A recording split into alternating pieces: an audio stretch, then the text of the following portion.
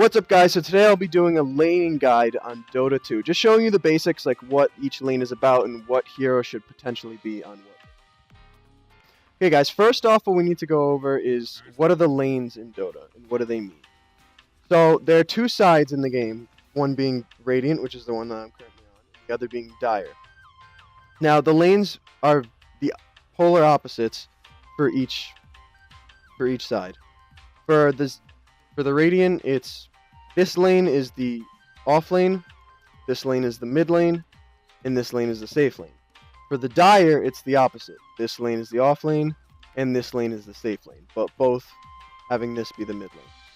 So the purpose of each lane is you want to put certain heroes on each lane.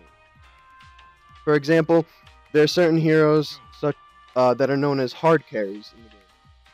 Those hard carries consistently are going to be getting the most farm. You want them to be the safest because they're going to be controlling the fights, getting the most damage. Now, we want them on the safe lane.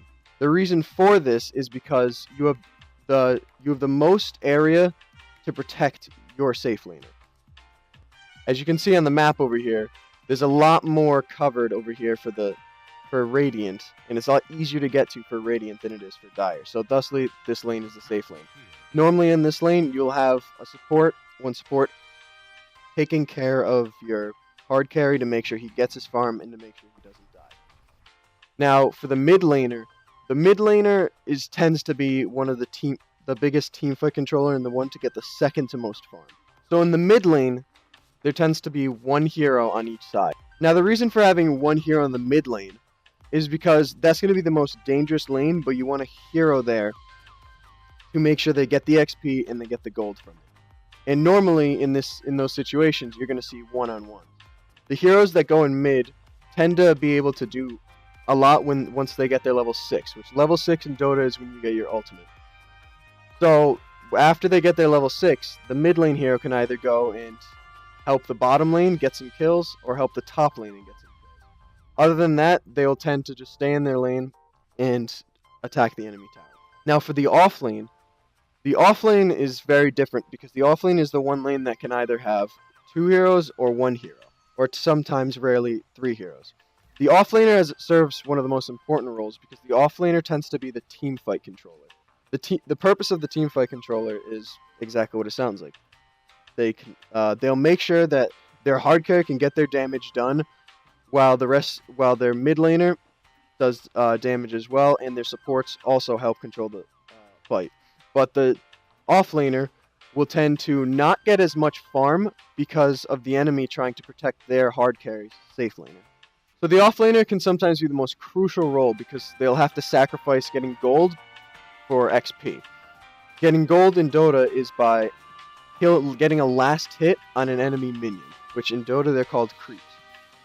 Now the most common laning in Dota is having 2 heroes in the safe lane, meaning your hard carry and 1 support to guard him, 1 hero in the mid lane, and 2 heroes in the off lane, which consist of your main offlaner, and the support.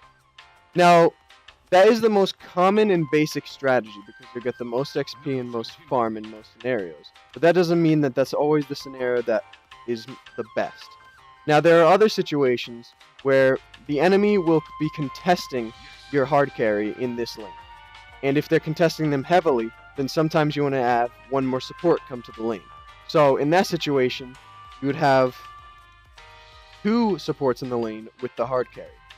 This way, you can either get more kills for your hard carry, or you can get more farm for your hard carry. So at that, you'll have 3 in the bottom lane, 1 in the mid lane, and 1 in the off lane. Sometimes that strategy, though, can leave your off laner exposed to getting killed. So that requires your off laner to be playing extra careful. Okay, now another strategy that would consist of having 1 hero in the off lane, 1 hero in the mid lane, and 2 heroes in the safe lane would require that 1 hero actually goes in the jungle. The jungle consists of multiple neutral camps where both teams can kill to get both gold or XP. Normally, when you have a jungler, the jungler will spend most of the laning phase farming the jungle camps in these locations. This way, the offlaner gets solo XP, and the jungler can also get his own gold and XP at the same rate that the dual lane does. Now, sometimes in Dota, you want to play a little bit more aggressive. So another strategy that you can do is have one of the supports play a roaming support. And the purpose of this is that support is going to be going around getting kills. Now, in this situation, you'll still have the same thing. One hero in the off lane, one in the mid lane, and two in the safe lane.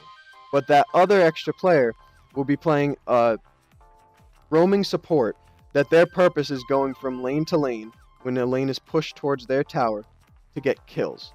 This can either be good for your team or bad, because if you don't end up getting kills, then it'll screw you in the process.